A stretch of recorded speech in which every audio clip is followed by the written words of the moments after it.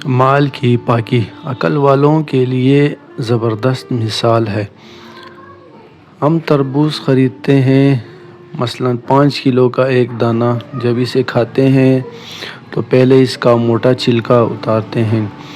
5 کلو میں سے کم از کم 1 کلو چھلکا نکلتا ہے، یعنی تقریباً 20%۔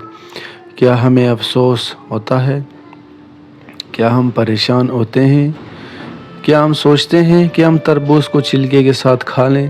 نہیں، بالکل نہیں۔ یہی حال کیلے اور مالٹے کا ہے۔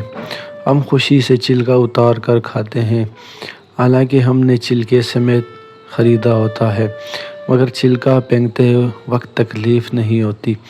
ہم مرغی خریدتے ہیں، زندہ ثابت، مگر جب کھانے لگتے ہیں تو اس کے بال، کھال اور پیٹ کی علائش نکال کر پھینک دیتے ہیں۔ کیا اس پر دکھ ہوتا ہے؟ نہیں۔ تو پھر 40,000 میں سے 1,000 دینے پر، 1,00,000 میں سے 2,500 دینے پر کیوں ہمیں بہت تکلیف ہوتی ہے؟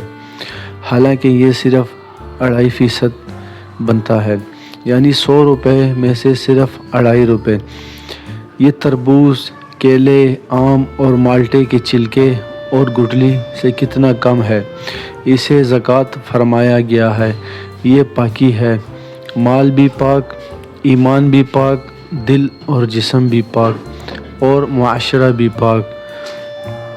معاشرہ بھی خوشحال۔ انشاءاللہ امید ہے میری بات سے آپ متفق ہوں گے۔ جزاکم اللہ خیرا۔